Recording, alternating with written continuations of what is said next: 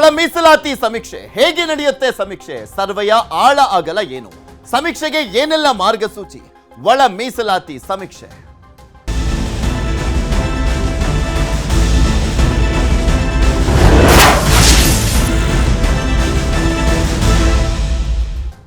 ಇಡೀ ದೇಶದಲ್ಲೇ ದಲಿತ ಒಳ ಮೀಸಲಾತಿ ಜಾರಿಯಲ್ಲಿರುವಂತ ಏಕೈಕ ರಾಜ್ಯ ಅಂದ್ರೆ ಅದು ತೆಲಂಗಾಣ ಮಾತ್ರ. ಮೊನ್ನೆ ಅಷ್ಟೇ ಅಲ್ಲಿ ಒಳ ಮೀಸಲಾತಿಯನ್ನ ಪ್ರಕಟ ಮಾಡಲಾಯಿತು. ಅದೇ ಒಂದು ದಾರಿಯಲ್ಲಿ ಈಗ ಕರ್ನಾಟಕ ಸರ್ಕಾರ ಕೂಡ ಸಾಕ್ತಾ ಇರುವಂತದ್ದು. ಎಂದಿನಿಂದ ಪರಿಶಿಷ್ಟ ಜಾತಿಯ ಒಳ ಮೀಸಲಾತಿಯ ಸರ್ವೆಯನ್ನ ಮಾಡಲಾಗ್ತಾ ಇದೆ. ಅದು 18 ದಿನಗಳ ಕಾಲ ಈ ಸರ್ವೆಯನ್ನ ಮಾಡಲಾಗುತ್ತೆ. ಇದು 2 ದಶಕಗಳ ಬೇಡಿಕೆ ಆಗಿದ್ದಂಥದ್ದು. ಒಳ ಮೀಸಲಾತಿ ಬೇಕು ಬೇಕು ಬೇಕು ಅನ್ನುವಂಥ ಆಗ್ರಹ ಅವಾಗಿಂದಲೂ ಕೂಡ ಸರ್ಕಾರಗಳು ಮೂಗಿಗೆ ತುಪ್ಪ ಸವರುವಂತ ಕೆಲಸವನ್ನೇ ಮಾಡ್ತಾ ಇದ್ವು. ಈಗ ಫೈನಲಿ ಸುಪ್ರೀಂ ಕೋರ್ಟ್ ನಲ್ಲಿ ಆರ್ಡರ್ ಆದ ಬಳಿಕ ಆಗಸ್ಟ್ 2024ರಲ್ಲಿ ತೀರ್ಪು ಬಂದ ಬಳಿಕ ನಮ್ಮ ರಾಜ್ಯದಲ್ಲೂ ಕೂಡ ಕಾಂಗ್ರೆಸ್ ಸರ್ಕಾರ ಏನು ಪ್ರಣಾಳಿಕೆಯನ್ನ ಅಂದ್ರೆ ಎಲೆಕ್ಷನ್ಗೂ ಮುಂಚೆ ಪ್ರಣಾಳಿಕೆಯಲ್ಲಿ ಪ್ರಕಟ ಮಾಡಿತ್ತು, ಒಳ ಮೀಸಲಾತಿಯನ್ನ ಕೊಡ್ತೀವಿ ಅಂತ. ಆ ಒಂದು ನಿಟ್ಟಿನಲ್ಲಿ ಮುಂದಡಿಯನ್ನ ಇಟ್ಟಿದೆ. ದಲಿತರ ಉಪ ಪಂಗಡಗಳ ಬಗ್ಗೆ ಇಂದಿನಿಂದ ಸಮೀಕ್ಷೆ ಮಾಡಲಾಗ್ತಾ ಇದೆ. 3 ಹಂತಗಳಲ್ಲಿ ಮಾಹಿತಿಯನ್ನ ಸಂಗ್ರಹಿಸಲಾಗ್ತಾ ಇದೆ.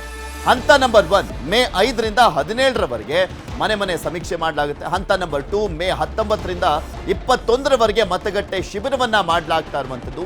ಹಂತ ನಂಬರ್ 3 ಮೇ 19ರಿಂದ 21ರವರೆಗೆ ಆನ್ಲೈನ್ ಮಾಹಿತಿಯನ್ನ ಸಂಗ್ರಹಿಸಲಾಗ್ತಾ ಇರುವಂಥದ್ದು. 3 ಹಂತದಲ್ಲಿ ಯಾಕೆ ಅಂದ್ರೆ ಫಸ್ಟ್ ಹಂತದಲ್ಲಿ ಬಿಟ್ಟೋದಂಥವರು ಸೆಕೆಂಡ್ ಹಂತದಲ್ಲಿ ರಿಜಿಸ್ಟರ್ ಮಾಡ್ಕೋಬಹುದು. ಸೆಕೆಂಡ್ ಹಂತದಲ್ಲೂ ಕೂಡ ಬಿಟ್ಟೋದಂಥವರು ಡಿಜಿಟಲ್ ಮುಖಾಂತರ ಅವರು ಎಂಟ್ರಿಯನ್ನ ಹಾಕೊಳ್ಬಹುದಾಗಿದೆ. ಸೊ ಹೀಗಾಗಿ 3 ರೀತಿಯಾದಂಥ ಅವಕಾಶವನ್ನ ಮಾಡಿಕೊಡಲಾಗಿದೆ.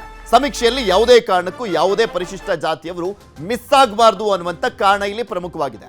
ಸಮೀಕ್ಷೆಗೆ ಶಿಕ್ಷಣ ಇಲಾಖೆಯ 55,000 ಸಿಬ್ಬಂದಿ ಮನೆ ಮನೆಗಳಿಗೆ ತೆರಳಿ ಇಂದಿನಿಂದ ಸಮೀಕ್ಷೆಯನ್ನ ಮಾಡಲಿದ್ದಾರೆ. ಪ್ರತಿ ಪಂಚಾಯಿತಿಯಲ್ಲಿ ತಾತ್ಕಾಲಿಕ ಕ್ಯಾಂಪ್ ಅನ್ನು ಕೂಡ ಹಾಕಲಾಗ್ತಾ ಇದೆ. ಇದ್ರ ಬಗ್ಗೆ ಇನ್ನಷ್ಟು ಮಾಹಿತಿಯನ್ನ ಕೊಡ್ತಾ ಹೋಗ್ತಾರೆ ನಮ್ಮ ಪ್ರತಿನಿಧಿ ಕೃಷ್ಣ ನಮ್ಮ ಜೊತೆ ನೇರ ಸಂಪರ್ಕದಲ್ಲಿ ಜಾಯ್ನ್ ಆಗ್ತಾ ಇದ್ದಾರೆ. ಕೃಷ್ಣ, 2 ದಶಕಗಳ ಬಹುದೊಡ್ಡ ಹೋರಾಟ, ಆಗ್ರಹ ಇತ್ತು. ಫೈನಲಿ ಸರ್ಕಾರ ತಾವು ಹೇಳಿದಂತೆ ಎಲೆಕ್ಷನ್ಗೂ ಮುಂಚೆ ಪ್ರಣಾಳಿಕೆಯಲ್ಲಿ ಏನ್ ಪ್ರಕಟ ಮಾಡಿದ್ರು ಅದರಂತೆ ಒಳ ಮೀಸಲಾತಿಯನ್ನ ಕೊಡ್ಲಿಕ್ಕೆ ಮುಂದಾಗ್ತಾ ಇರುವಂತದ್ದು 18 ದಿನಗಳ ಕಾಲ. ಸೊ ಯಾವ್ಯಾವ ರೀತಿಯಾಗಿ ನಡೆಯಲಿದೆ ಇದೆಲ್ಲವೂ ಕೂಡ ಅಂತ?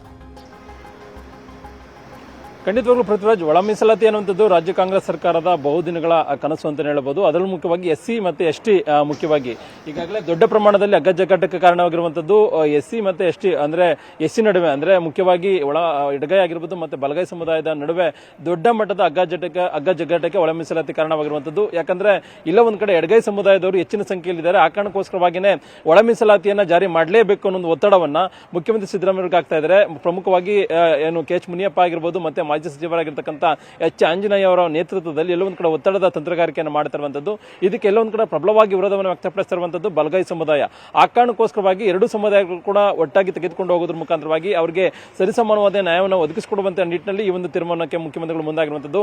ಆ ಕಾರಣಕ್ಕೋಸ್ಕರವಾಗಿಯೇ ಇವತ್ತಿನಿಂದ ಸರ್ವೆ ಮುಖಾಂತರವಾಗಿ ಯಾವೆಲ್ಲ ಸಮುದಾಯದರು ಅಂದ್ರೆ ಮುಖ್ಯವಾಗಿ ದಲಿತರಲ್ಲೇ ಎಡಗೈ ಮತ್ತೆ ಬಲಗೈ ಅನ್ನುವಂಥದ್ದು ಒಂದಿದೆ. ಅದ್ರ ಜೊತೆಗೆ ಛಲವಾದಿ ಮತ್ತೆ ಪರಯ್ಯ ಮತ್ತೆ ವಲಯ ಅಂತ ಹೀಗೆ ಒಂದಷ್ಟು ಉಪ ಪಂಗಡಗಳಿದ್ದಾವೆ. ಹೀಗಾಗಿ ಆ ಒಂದು ಉಪ ಪಂಗಡಗಳಲ್ಲಿ ಯಾರೆಲ್ಲ ಹೆಚ್ಚಿನ ಸಂಖ್ಯೆಯಲ್ಲಿ ಮತದಾರರಿದ್ದಾರೆ ಅವರು ಎಲ್ಲೊಂದು ಕಡೆ ಅಲ್ಲಿಗೆ ಸಿಬ್ಬಂದಿಗಳು ಮನೆ ಮನೆಗೆ ತೆರಳಿ ಅವರು ಪತ್ತೆ ಹಚ್ಚುವ ನಿಟ್ಟಿನಲ್ಲೂ ಕೂಡ ಮುಂದಾಗುವಂಥದ್ದು. ಅಂತಿಮವಾಗಿ ಅದನ್ನ ಮಾಹಿತಿ ಸಂಗ್ರಹ ಮಾಡೋದ್ರ ಮುಖಾಂತರವಾಗಿ ಅಂದ್ರೆ 3 ಹಂತಗಳಲ್ಲಿ ಮಾಹಿತಿ ಸಂಗ್ರಹ ಮಾಡಿ ಅಂತಿಮವಾಗಿ ಅದನ್ನ ರಾಜ್ಯ ಸರ್ಕಾರಕ್ಕೆ ಸಲ್ಲಿಕೆ ಮಾಡುವಂಥದ್ದು. ಆ ಒಂದು ವರದಿಯ ಆಧಾರದ ಮೇಲೆ ಬರುವಂತ ದಿನಗಳಲ್ಲಿ ಒಳ ಮೀಸಲಾತಿಯನ್ನು ಕಲ್ಪಿಸುವಂತ ನಿಟ್ಟಿನಲ್ಲಿ ಕೂಡ ಮುಖ್ಯಮಂತ್ರಿಗಳು ಮುಂದಾಗಿರುವಂಥದ್ದು.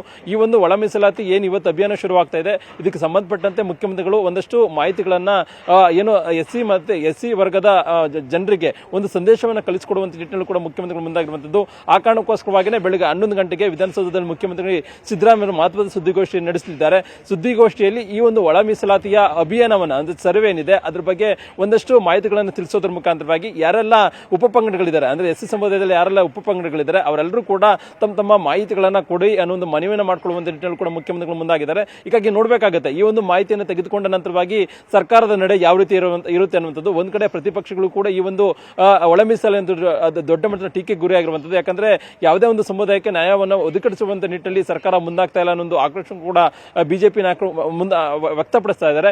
ಇಂತಹ ಸಂದರ್ಭದಲ್ಲಿ ರಾಜ್ಯ ಸರ್ಕಾರ ಬರುವಂತ ದಿನಗಳಲ್ಲಿ ಈ ಒಂದು ಸರ್ವೆ ಆಧಾರದ ಮೇಲೆ ಯಾವ ರೀತಿಯಾದಂತಹ ನಿಲುವನ್ನೇ ತೆಗೆದುಕೊಳ್ಳುತ್ತದೆ ಅನ್ನೋದು ಕೂಡ ಈಗಾಗಲೇ ಸಾಕಷ್ಟು ಕುತೂಹಲಕ್ಕೆ ಎಡೆ ಮಾಡಿಕೊಂಡಿರುವಂತದ್ದು. ಪೃಥ್ವಿರಾಜ್, ಓಕೆ, ಧನ್ಯವಾದ ಕೃಷ್ಣ ನಿಮ್ಮೆಲ್ಲ ಮಾಹಿತಿಗಾಗಿ.